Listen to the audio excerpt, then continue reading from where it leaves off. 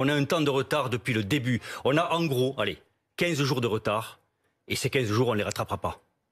Et nos confrères qui sont à Strasbourg, qui sont dans l'Est, qui sont à Mulhouse, aujourd'hui, vivent une situation extrêmement difficile. Et quand je dis extrêmement difficile, je veux dire par là qu'ils donnent tout.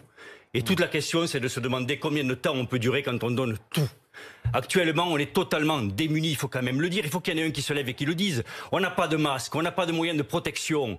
On n'a rien, on veut même pas tester les soignants libéraux. Quand un soignant libéral qui a les symptômes de la maladie demande d'être testé, l'ARS le refuse. Mais à quoi ils jouent ces gens? Ils nous donnent pas de masque, ils veulent même pas qu'on soit testé. Ils veulent quoi? Ils veulent qu'un médecin contamine ses patients, c'est ça qu'ils veulent vraiment?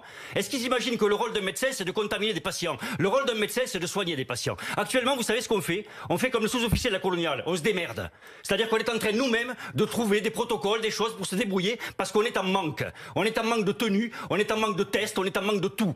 Alors actuellement, on confine nos patients, on les voit par téléphone, uniquement. On cherche à même pas les voir en présentiel. C'est ça qu'ils font à Strasbourg. C'est ça qu'on va faire. Parce que la vague, on va la prendre dans la gueule dans une semaine à peu près.